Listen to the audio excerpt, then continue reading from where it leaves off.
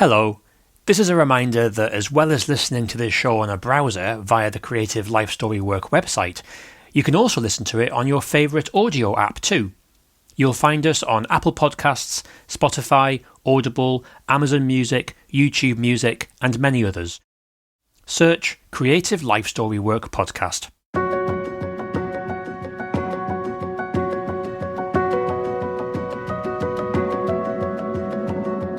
Welcome to the Creative Life Story Work podcast, where we explore how to make life story work better for all care-experienced children and young people. Creative life story work is an approach which can improve children and young people's lives and their relationships with others, both at home and at school.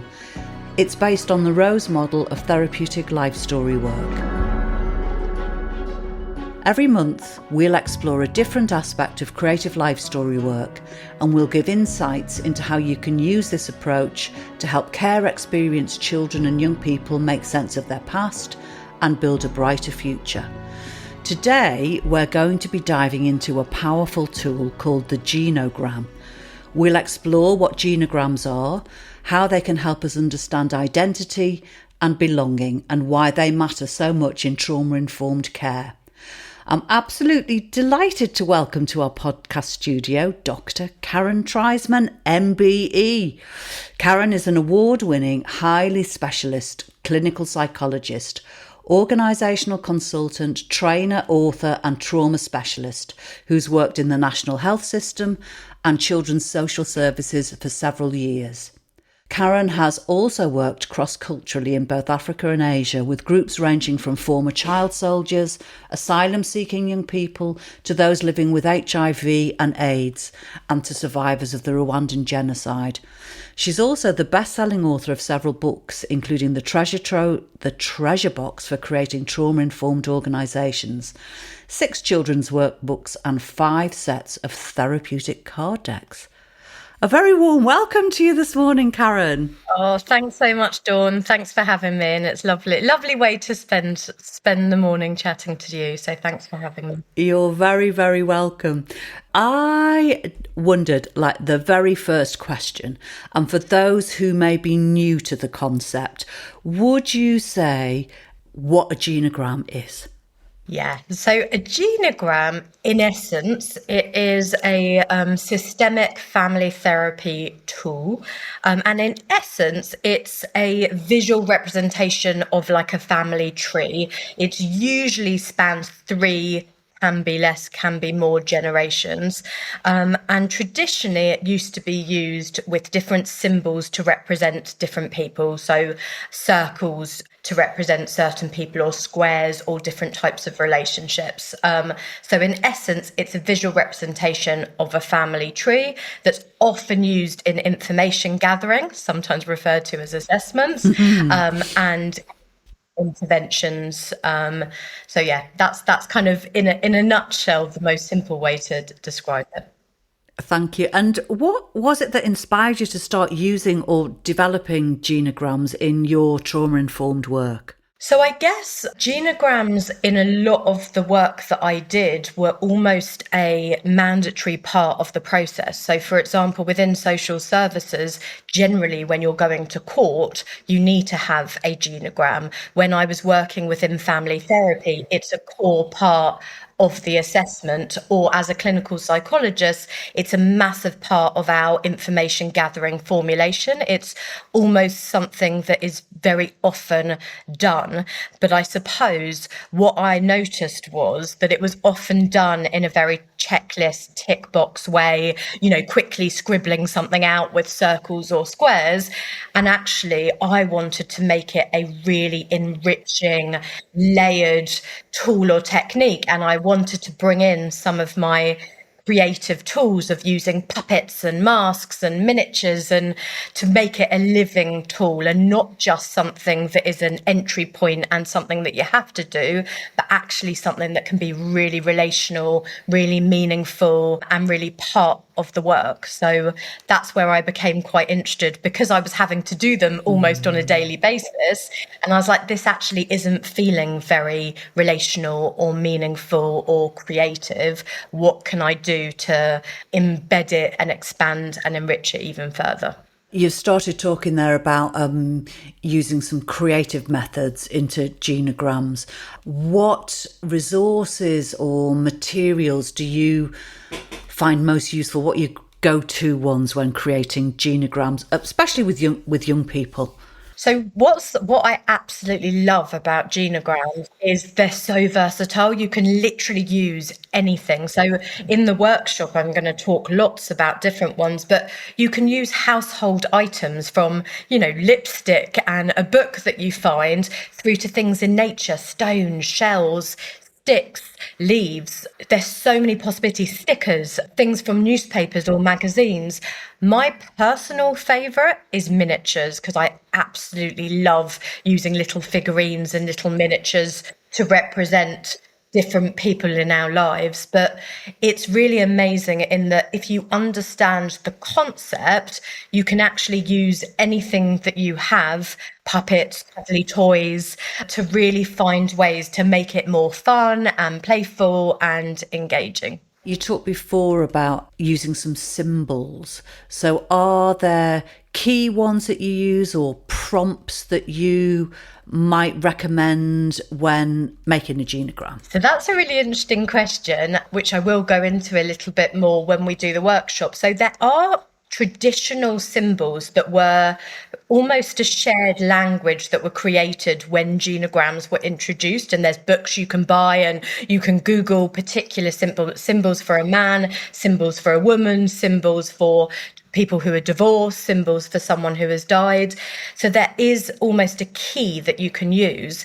However, part of the creative relational thing that I find is actually asking people to choose or select what symbol they want to use. And it's really beautiful, because you might have a child who picks a particular shape or a particular colour or a particular pattern, and actually then it becomes even more tailored to them. So yes, there are particular symbols, but you can absolutely be creative as long as you have a key, so that other people looking at it know what you've selected, in essence. Yeah. Oh, wow. So they're actually, if it was a map, it would have their own legend down the side with their own symbols and keys on it.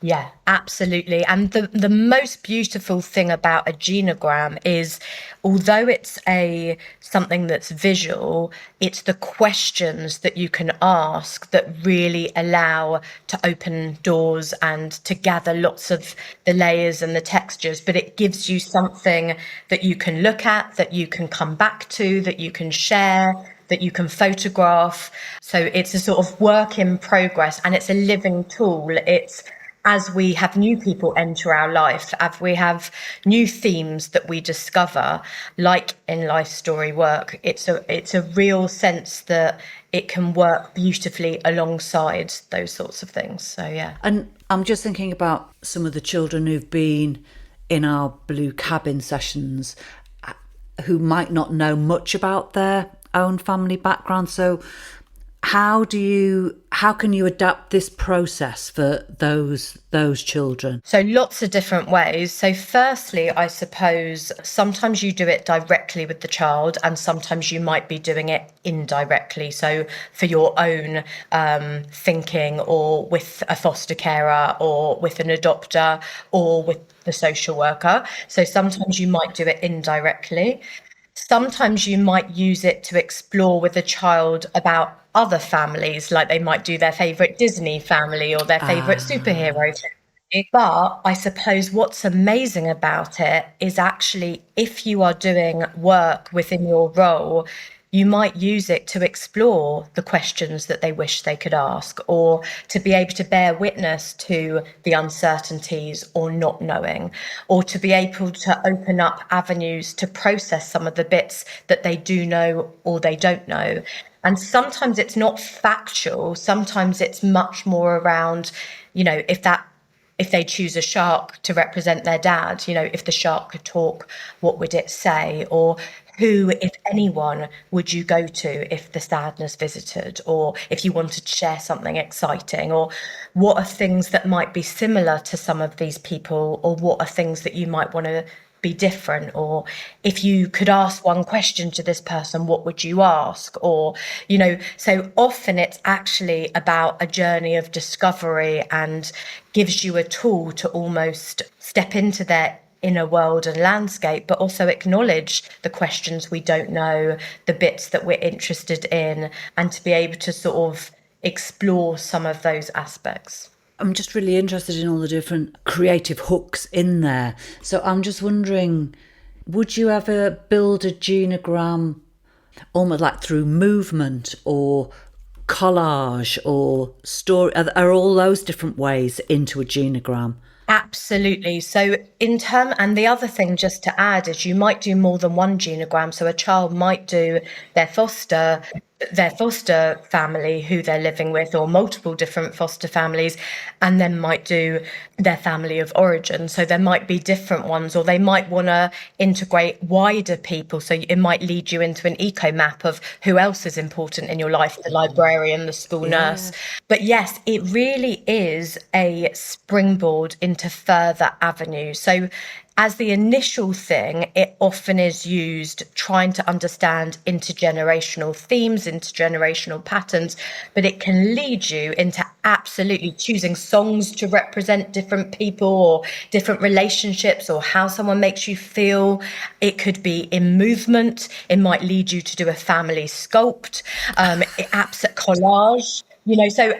I often say it's an amazing entry point to all those other beautiful creative things, and you can go back to it. So you might do some other activities and then go back to, is there anything we've looked at?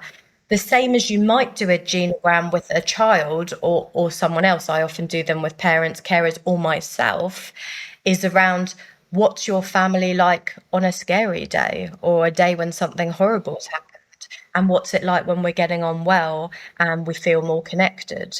So it might be on different days.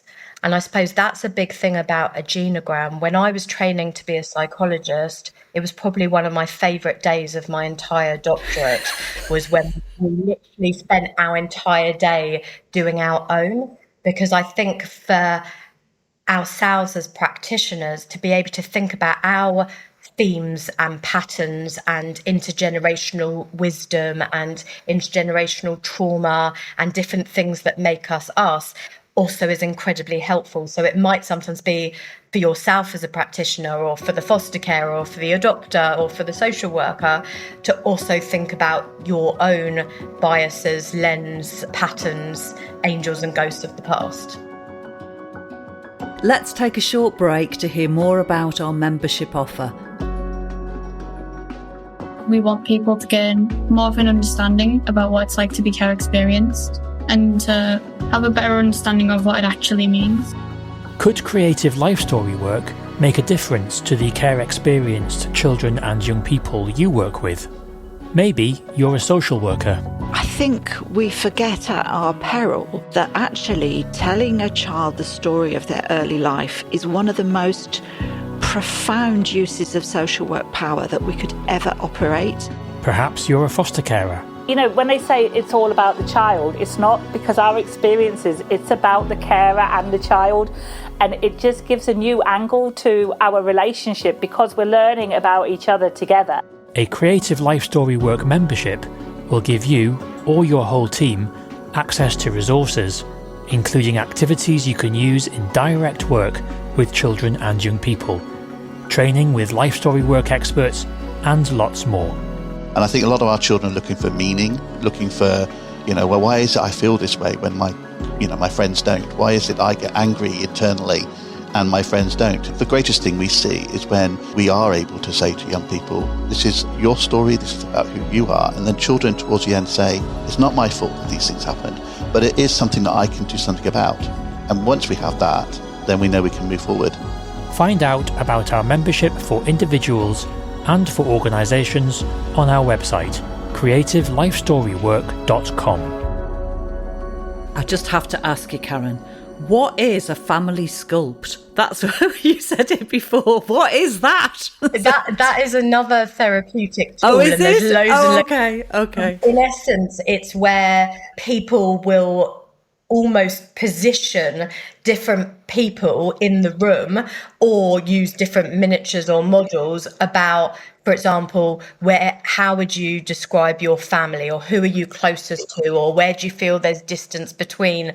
So you might have someone put someone on one side of the room and the other side of the room, or you might have someone right by you or holding your hand, and it kind of gives a representation of the family, closeness, distance, relationships, positioning, but in quite a sort of physical way. Yeah, no, there isn't. Sorry, that's me going off down Tangent Boulevard. It's such a that is a real theatre practice as well, of sculpting and things. So I was only doing it last week in Peterborough with a group of artists. So they were sculpting their best facilitative experience. And you look over somebody's shoulder and get them to describe what they're seeing on the faces of everybody else. So I was just going, was she in that room last week? I'm really into psychodrama and lots of those elements. So yes, it could absolutely, but it's another sort of tool. But that could work alongside one of your genogram exercises. That's the thing with genograms. You can literally put pretty much any other tool alongside it. Pick and mix. It's just a mix and match. But a genogram does take quite a lot of time. It's not a quick thing. But yeah. Just in your description there of exploring a genogram, I'm just wondering, because we have at Blue Cabin some of your books that are a bit like our Bibles, I'm just wondering, what are some of the trauma-informed principles that you need to keep in mind when you're exploring a genogram, either with the child or with the foster carer?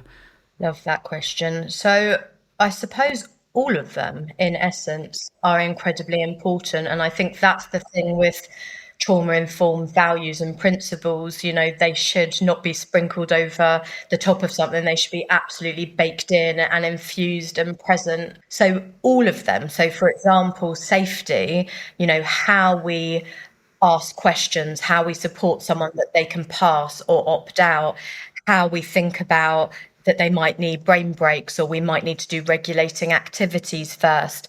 The language that we choose, that we ask, is there a word that is a no-no or goes in the banish bin? If we're using the word mum and they don't want to use the word mum, or, if they want to move around, that we're also strengths, that we're not just asking about the thorny, painful, difficult bits, but we're also asking about themes of wisdom and pride and joy and relief. Another value, collaboration, that it's a huge amount of, it's a relational tool, it's a collaboration, it's working alongside, that we are absolutely not doing things to push too far or to activate, that we're treading gently. So in terms of the values, or actually how someone might respond when they're doing the genogram, or how we respond not with judgment and being curious and treating the person with dignity and supporting the person to be able to, for us to have humility and to wonder. So all of the values are incredibly important, and all of your basic therapeutic skills are really important to do a genogram, because it can be a very powerful tool. And so you don't go in lightly, you go in with all of those, setting the scene first, and is this the right time, and is this the right moment, and what do we need to do first, and all of those skills that are super important. And for somebody who's maybe listening to this podcast, or who's in your live classroom, who wants to try this tool out, I mean, what is a simple first step that they could take towards using a genogram? I mean, you said before, do one on yourself, do your own one first. Is that the first step to take? Yeah, absolutely. I'd say the first step is obviously coming to the workshop and getting a flavour and getting a sense. But absolutely, I think doing it on yourself, if you feel able to do it on yourself, and if not able to do it for yourself, doing it about, a celebrity family or a Disney character family to practice, or a vignette. before you absolutely go and do it. Doing it, sometimes with someone you're working with, whether it's in supervision or a team meeting about a family, but not necessarily directly with them. So yeah, absolutely. But I think, as with all tools, we don't want to do anything that we haven't tried ourselves or practiced or built our confidence on using it. And I suppose in the workshop, a lot of people who are going to be coming will already use genograms because they're very widely used. As I said, most people have to do them as part of some of the standard therapy services or within social services. So it's more for those people to think about, well, if I'm already doing it, how can I do it in a more relational, enriched, expanding way, rather than just doing it as a quick, right, okay, this is one of the things we have to do, go, go, go, that it's such a galaxy of missed opportunities then. There's so many possibilities. And I find often I do a lot of assessments within social services.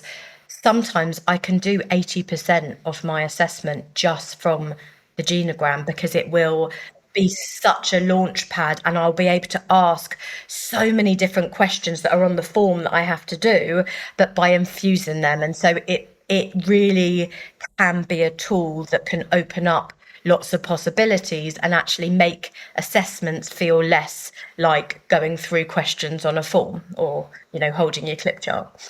And my final question to you today. So what would be one thing that you hope every therapist or social worker who might be listening today takes away from our conversation about genograms?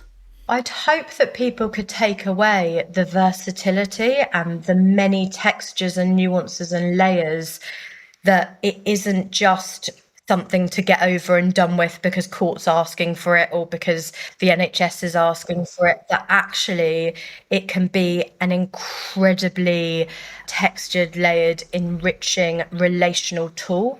It can be done in a really fun, creative way, and it can be as useful directly with the child, but also with the team around them and for yourself. It's not us and them. It's a 360. Yes. Thank you very much, Karen, this morning for shining a light on genograms and how they can be used to support children and the adults in their lives. Pleasure, thank you. Whether you're a foster carer, someone who has experience with the care system, or you work with children and young people, we hope this episode has given you an insight into how we can make life story work better for young people and how you can use it in your own practice. You can find out more about Creative Life Story Work on our website, creativelifestorywork.com, and you can find us on LinkedIn and Blue Sky at Creative LSW. Please do get in touch there with any comments or questions, as we'd really love to hear from you. And if your podcast app allows you, please do leave us a review, as it really helps others to find our show. So until next month, bye for now.